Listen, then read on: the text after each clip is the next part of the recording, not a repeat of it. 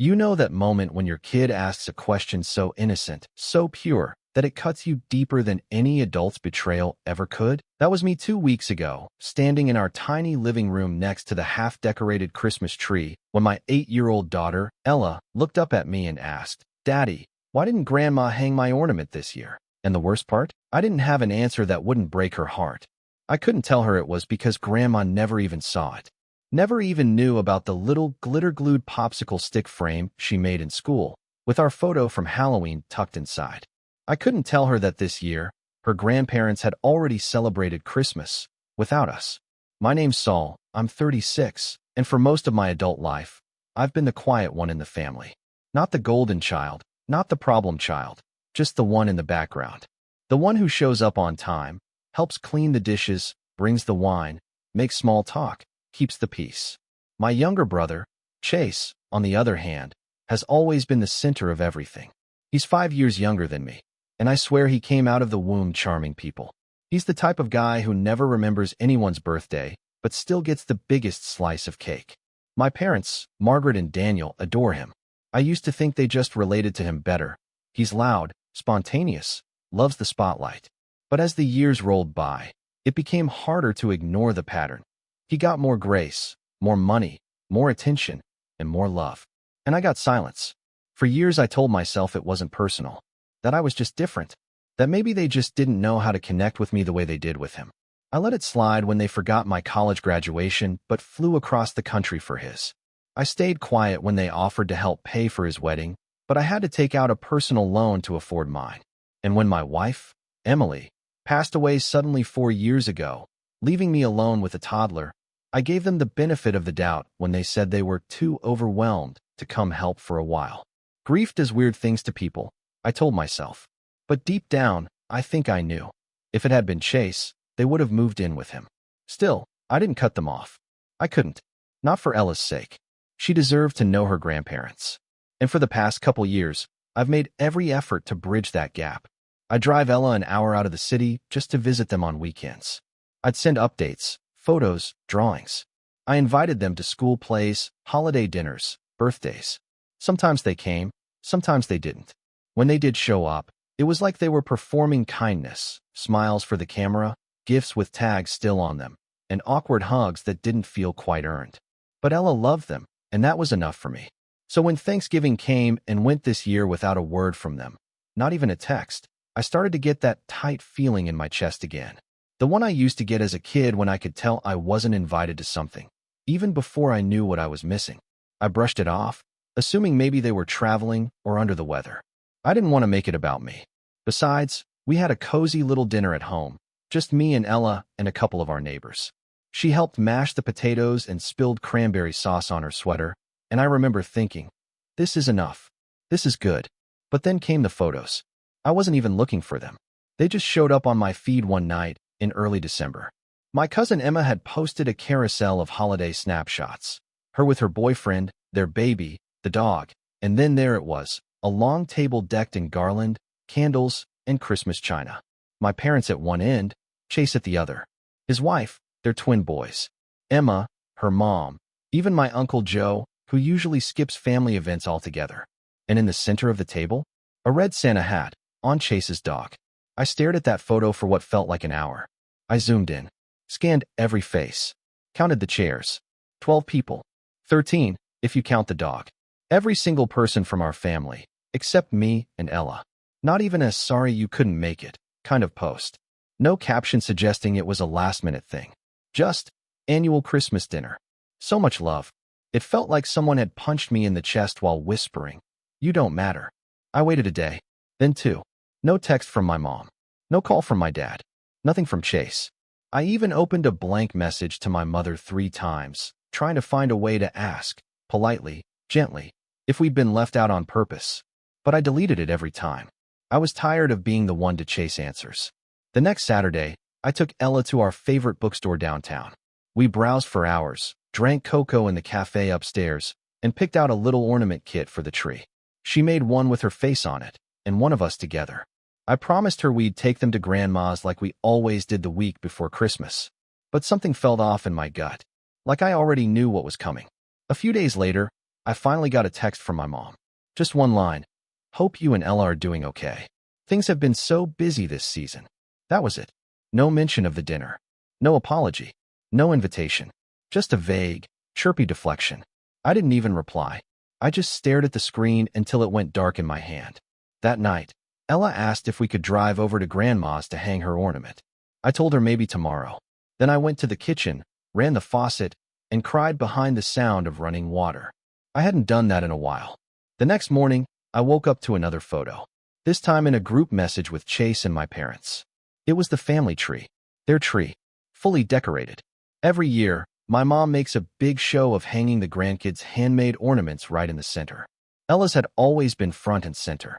But this year, there was no space left. I zoomed in. No sign of her little handprint reindeer, or the E she painted on a ceramic snowflake last year. And definitely no sign of the new one. I didn't respond. Neither did they. I think that was the moment something inside me shifted. Not out of anger. Not even sadness, really. Just clarity. That cold, calm awareness that you've been knocking on a door that was never going to open. So on Christmas Eve, I told Ella to bundle up. We went ice skating at the park, just the two of us. She wore the same purple scarf Emily had knitted before she passed. We laughed, we fell, we raced to the cocoa stand, and I bought her the biggest hot chocolate they had, topped with enough whipped cream to make her giggle uncontrollably. As we sat on the bench, watching the lights twinkle across the frozen pond, I told her, this year, we're building our own traditions.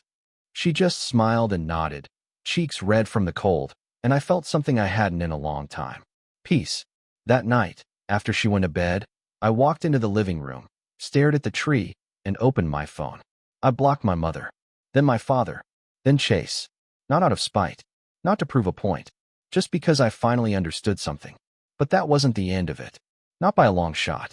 Because the very next day, my phone buzzed with a new number. A number I didn't recognize. And the message it sent made my stomach twist into a knot. The message was just one line. No greeting. No name. Just, you should have at least told Mom you were skipping Christmas. She cried. I stared at it, dumbfounded. For a second, I actually wondered if it was a scam, like one of those bots that prey on confused people around the holidays. But no, the area code was familiar. I tapped the info bubble and saw it was from a new number, but listed under Chase's name in my contacts. He'd switched phones. Of course he had. That's exactly the kind of detail someone like Chase wouldn't think to update me about. I hadn't heard from him in over a month, and the first thing he sends me is a guilt trip. My thumb hovered over the keyboard. I typed, erased, typed again. Every version of a response that came to mind either felt too angry or too sad. And honestly, I didn't want to give him the satisfaction, so I left it on read. But the second I locked my phone, the thoughts came flooding in, drowning out any remnants of the peace I'd felt on that bench with Ella the night before. She cried? She cried? The woman who hadn't sent so much as a Merry Christmas text? The woman who invited every living relative and a dog to an early family Christmas dinner without a word to her son or granddaughter. The same woman who hadn't even acknowledged Ella's handmade ornament this year? And I was the problem? I paced the living room in slow circles, passing by the tree, the stockings we'd hung together, the empty plate where Ella had left cookies for Santa. Every glance around the room sent a new surge of frustration through me. It wasn't just this year. It had been building for years. Quiet things, little moments. Until they weren't so little. Like the time my dad gave Chase his old Rolex for his 30th birthday and handed me a bottle of wine with a clearance sticker still stuck to the bottom. Or the way my mother used to brag about Chase's job promotions in front of Ella, but couldn't even remember the name of the art class I enrolled her in every summer. Or the birthday party last spring, where they arrived late, left early, and didn't even bring a card. Then posted photos the next day with Chase's twins at a private zoo, captioned, "Nothing like celebrating family." Maybe I'd been blind. Maybe I wanted so badly for Ella to have grandparents in her life that I ignored the obvious. They didn't see us. Not really. Not as equals. Not as part of their real family. We were the extras. The side story. The guests in our own bloodline. I didn't reply to Chase, but he wasn't done. The next morning, I woke up to another message. Also, if you're going to ignore us, don't expect Mom to keep funding Ella's dance classes. She's not an ATM. My jaw clenched so hard I felt a twinge in my molars. I sat up in bed, heart pounding. My mind went in 100 directions at once. I'd never asked my parents to fund anything. Ever. Not for dance, not for school, not for clothes, not for anything. And Ella's dance classes? I'd been paying for those out of pocket every month, sometimes cutting back on groceries to make it work. Ella loved dance. She lit up on recital days. She begged to practice after school. It was her joy. And somehow, they were now using it as a weapon? I went back through my banking app just to double-check. Not a single transfer from my parents. Not even once. I screenshotted the receipts, my name at the top of every invoice. I didn't send them. I just saved them. For what, I didn't know. But it felt like something I might need later. That afternoon, while Ella played in the snow with the neighbor's kid, I pulled out the shoebox from the closet where I kept old cards, letters, and photos. Stuff I'd saved over the years, mostly for Ella, so she could see one day how much people cared about her.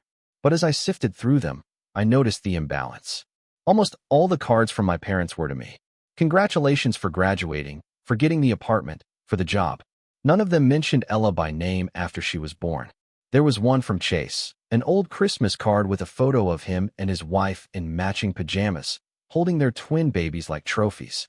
The caption said, "The best gift of all, family." We hadn't been invited that year either. I'd forgotten. I sat on the floor, box beside me, and stared at that card for a long time. It was like peeling back a Band-Aid you didn't realize was covering a deep cut. Suddenly, all the little excuses I'd made for them over the years started to fall apart. They had made a choice. Repeatedly. And I'd been too patient to admit it. But the next betrayal? That one I never saw coming. 2 days after Christmas, I took Ella to the rec center for open swim. She splashed in the shallow end while I scrolled through my email. That's when I saw it. An email from Daniel and Margaret Clark, sent to the entire extended family mailing list. The subject line made my stomach drop. Clark Family Legacy Fund, 2024 update. I opened it. It was a formal announcement about the annual distribution of the Clark Family Legacy Fund, a trust my grandparents had set up years ago, meant to be passed down through generations. I'd known about it in vague terms growing up. My parents never explained much, only that it was being managed and would be dealt with properly. The email outlined the 2024 allocations. Turns out, Chase's kids were each receiving $10,000 toward their education. So was Emma's daughter. Even Joe's son, who was barely 16. There was a full list of recipients. Ella's name wasn't on it. I reread the document twice. Then a third time. Nothing. Not even a typo that might have been her. I clicked reply all, then stopped. I didn't want to make a scene. Not yet. Not without being sure. So I forwarded the email to my dad, with a short note. Just noticed Ella's name wasn't on the list. Was that a mistake? He replied an hour later. No greeting. Just. The fund is managed based on demonstrated need and existing involvement with the family. I felt cold all over. Like someone had dropped ice water down my back. Existing involvement? Was this some kind of punishment? A quiet exile from the family ledger? I texted him. What does that mean? She's your granddaughter. She's 8. He replied 2 minutes later. We've noticed you've been increasingly distant. It's not fair to reward disengagement when others make an effort. I had to walk outside and pace the parking lot. I could barely keep my hands from shaking. Reward disengagement? Was this a loyalty test now? Was I supposed to beg for scraps just to prove we were worth the same as everyone else? When I got back inside, Ella was beaming, holding up a water toy she'd found near the pool's edge. Look what I got, Daddy. And just like that, the storm in me quieted, for a moment. I smiled. I hugged her. But behind my eyes, something was hardening. Not out of revenge. Not out of pride. But out of something deeper, protection. She didn't deserve this. She didn't even know what was being taken from her. And the more I thought about it, the more I realized. I'd been protecting my parents from consequences her entire life. Filtering their behavior. Softening their absence. Making excuses. And every time I did, I left Ella unguarded. That had to end. The breaking point came 3 days later. We were at the park, playing in the snow when my phone buzzed. Another unknown number. I almost didn't answer. But curiosity got the better of me. Hello. A woman's voice. Clipped. Polite. Professional. Hi, is this Saul Clark? Yes. This is Kristen Feldman from Monroe and Hayworth Family Law. I'm reaching out on behalf of your parents, Margaret and Daniel Clark. My stomach dropped. What is this about? She paused. We've been retained to assist with an update to their estate planning and are confirming some documentation regarding grandchildren. They've informed us that your daughter, Ella, is not to be included as a direct beneficiary going forward due to estrangement. I'm just following up on a few items to finalize the paperwork. Is now a good time? I didn't even respond. I just hung up. For a full 10 seconds, I stared at the phone in my hand like it had betrayed me. Not included? Going forward? It wasn't just an oversight anymore. It wasn't about a missed invite or an unfair Christmas. They were writing her out. Not metaphorically, literally. Erasing her from the family line like she was some name they'd rather forget. That night, after I put Ella to bed, I sat at the kitchen table in silence. I didn't cry. I didn't rage.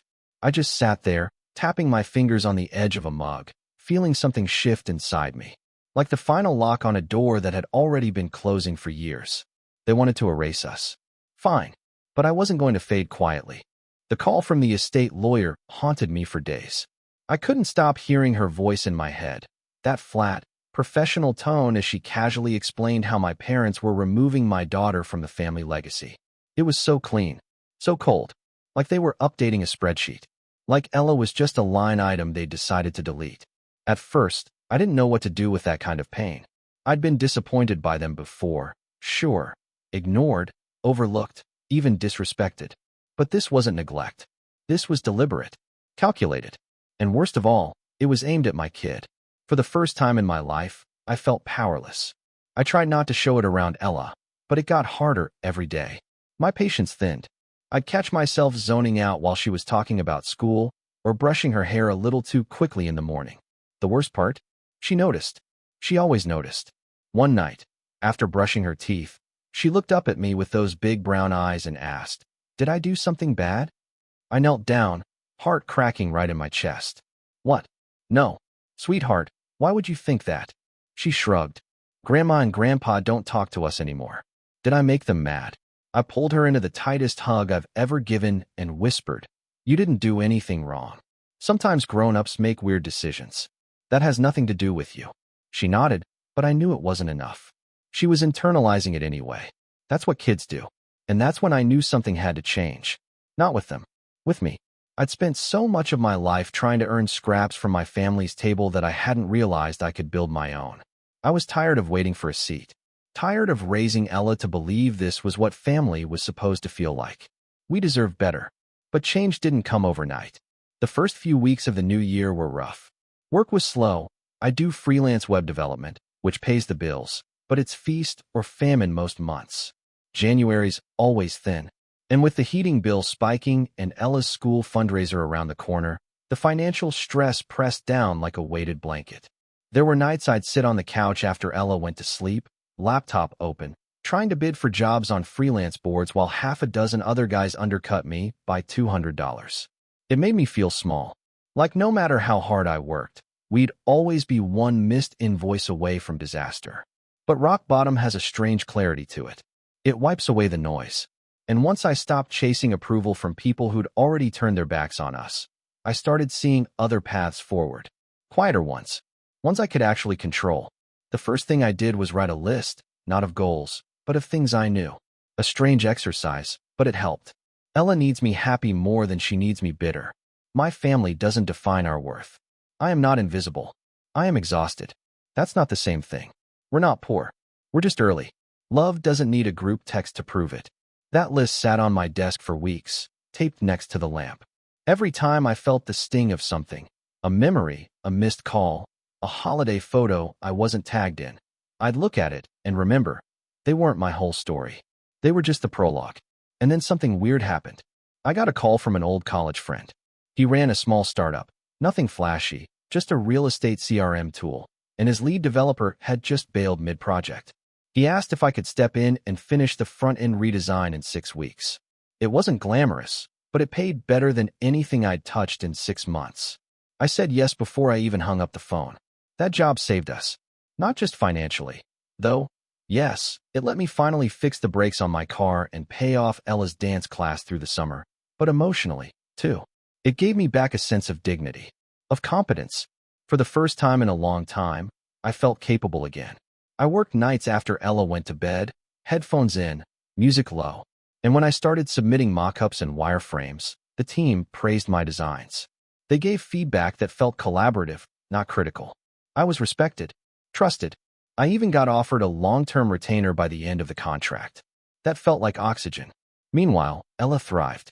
I started walking her to school every morning instead of dropping her off in a rush.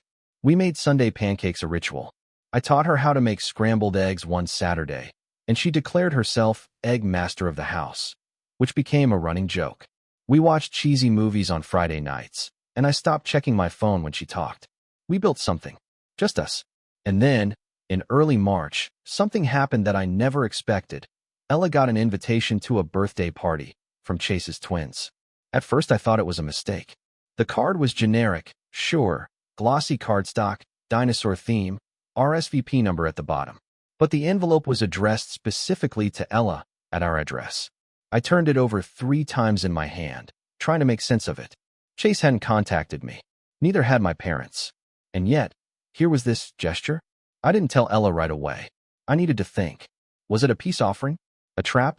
Did Chase even know the invites had been sent?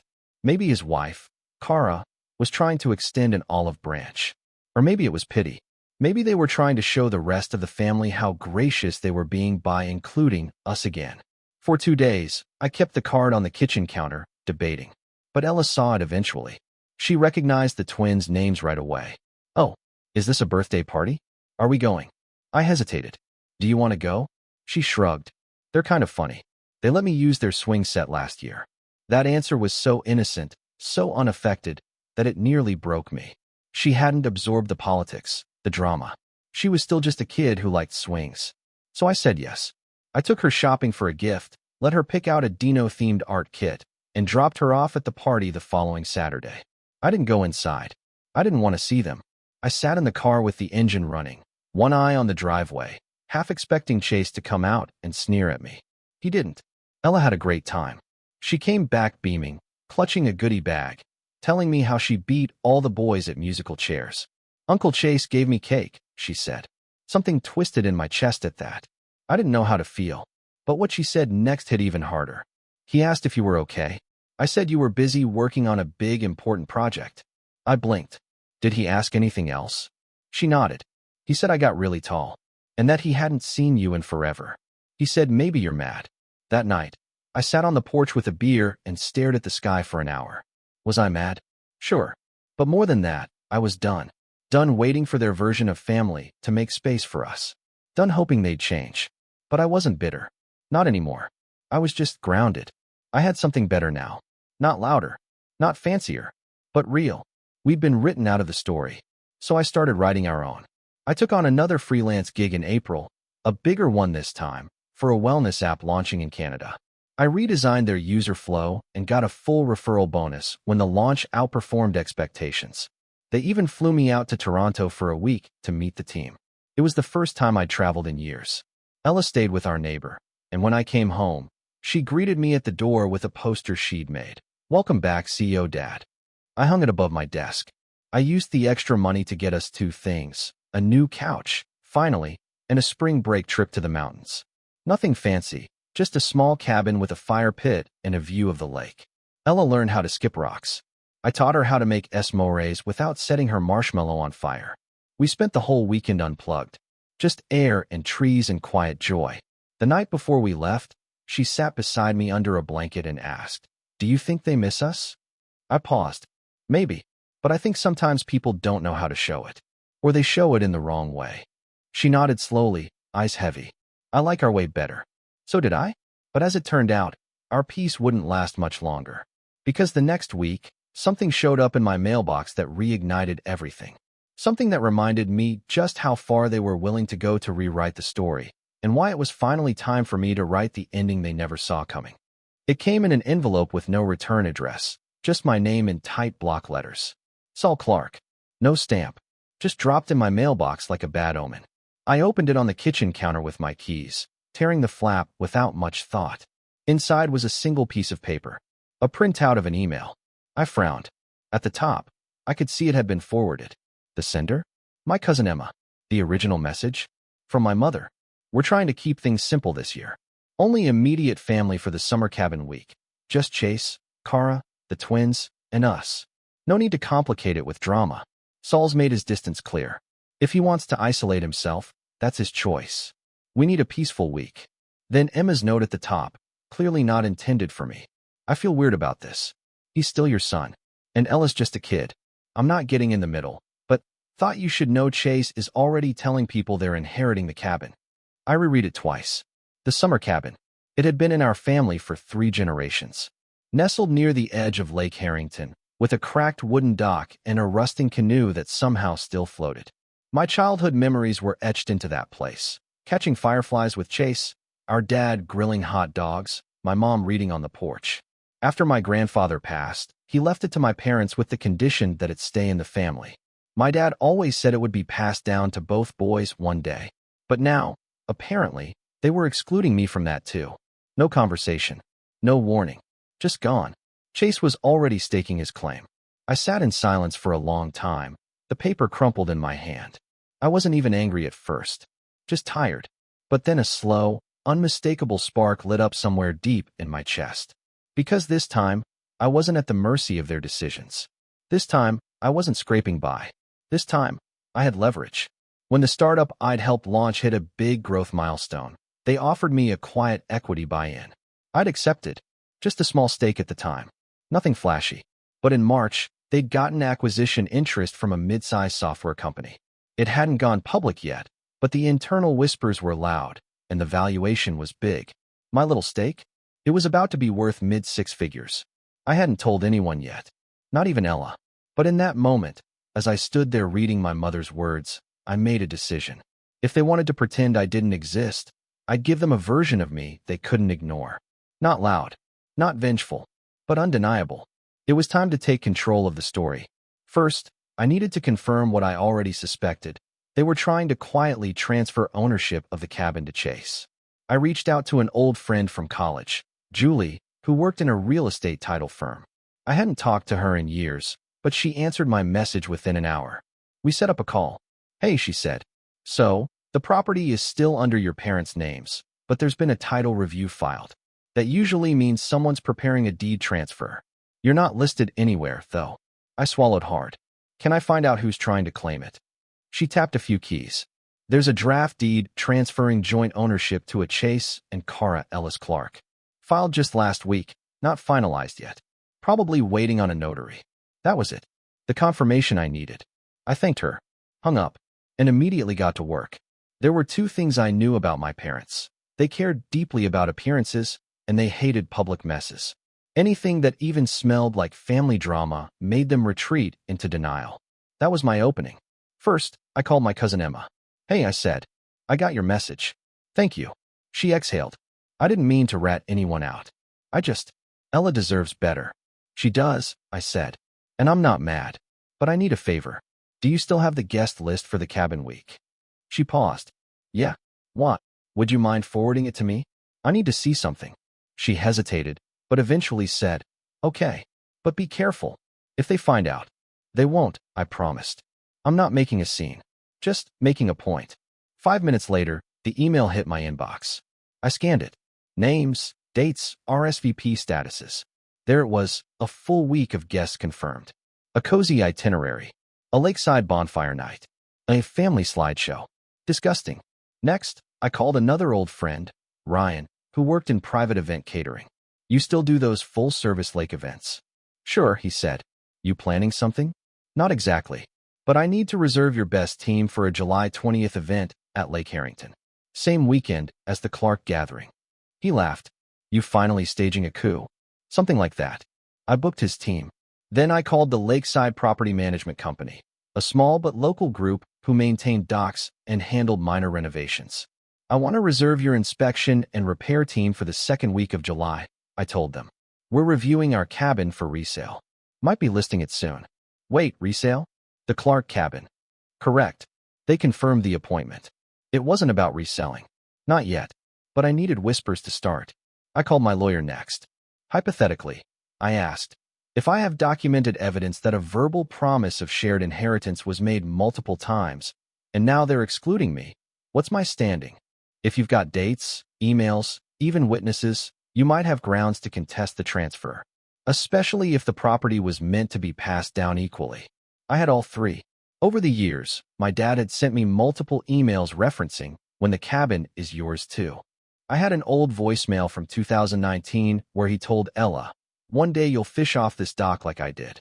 And best of all, my grandfather's will, which explicitly said the cabin be left to his children and their heirs. That was the key. Not just his children, their heirs. Ella. I had a case. And I had one last card to play. The week before the cabin trip, I mailed a manila envelope to my parents' house. Inside were three things: a copy of the deed transfer draft I'd acquired, a printed screenshot of my banking app showing the upcoming equity deposit, a typed letter, just one page. Simple, respectful. Dear Mom and Dad, I'm writing to make it clear that I'm aware of the attempt to transfer ownership of the cabin to Chase and his family exclusively. I've also confirmed with legal counsel that this action contradicts the intent of Grandpa's will and can be formally contested, especially given the documented references to Ella as an heir.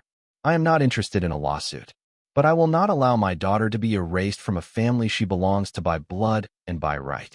You've made your decisions. I've made mine. We're not coming to the cabin this year, not because we're excluded, but because we've outgrown trying to fit into a space that no longer welcomes us. I wish you peace. Saul. I didn't expect a response, and I didn't get one, but word traveled fast. Emma called 2 days later. Saul, did you just threaten legal action over the cabin? No, I just reminded them of the facts. Well, you shook something loose. There's a family meeting happening tomorrow. No kids allowed. Of course there was. On July 20th, the same day as their Just Chase family week at the cabin, I took Ella on a boat cruise around Lake Harrington. It passed right by the dock. She didn't know what the cabin meant to me. She didn't know what I'd done. All she knew was that we were together, waving at the water, drinking lemonade from plastic cups. But I saw them. On the porch. My mother, frozen mid-step. My father, standing rigid. And Chase, watching me like he'd just seen a ghost. I raised my glass. Didn't wave. Just smiled. A week later, I got a letter in the mail. Official. Signed. They were amending the deed. Equal inheritance. Ella's name included. I didn't frame it. Didn't celebrate. I just filed it away. And booked our own cabin for next year. One town over. Better view. I didn't plan on revenge. That wasn't how this started. All I'd wanted, truly, was to protect my daughter. To draw a line around her that no one could cross again. I wasn't trying to make them hurt. I just didn't want them to hurt her. But when people cross the same line again and again, sometimes the most peaceful thing you can do is show them what happens when they push too far. After the cabin letter arrived, the one confirming that they were reinstating the original inheritance, including Ella by name, I thought that would be it. A quiet ending. A bitter one, sure, but at least one rooted in legal fact. I wouldn't have to fight. I wouldn't have to talk to them. The damage was done, but Ella was safe. Or so I thought. 3 weeks after the letter arrived, I got a voicemail from my mother. I hadn't heard her voice in almost a year. Hi, Saul. I'm not sure if you've seen the news, but we've been having some trouble. I don't want to get into it over voicemail, but please call me back. It's urgent. We should talk. For Ella's sake. For Ella's sake. They always knew how to pick the perfect phrase to mask their intentions. I debated calling her back, but decided to look online first. If there was news, I'd find it. I typed my dad's full name into Google. Nothing at first. Then I searched for Clark Family Lake Harrington. And there it was. A local news article. Not even the main headline. Just a little real estate story buried in the Sunday features. Historic family cabin faces legal hold amid inheritance dispute. My jaw clenched. I clicked the article and read it through twice. It wasn't detailed, but it was enough to confirm the fallout had begun. Apparently, someone, likely Chase, had tried to list the cabin on the market, only to have the paperwork flagged due to the inheritance clause in my grandfather's will. Turns out, the title office had flagged the transfer as under dispute due to the letter from my lawyer, which meant the property couldn't be sold, or rented, or refinanced, until all named heirs approved the change, which meant me, or, more specifically, Ella. I felt a strange satisfaction bubble up inside me. I hadn't even needed to do anything further. All I'd done was hold my ground. All I'd done was not disappear. And somehow, that was enough to shake their world. I ignored the voicemail. Let them sit with the silence for once. But I wasn't done. Not yet. See, they hadn't just tried to cut Ella out of the family tree. They tried to pretend we were never branches at all.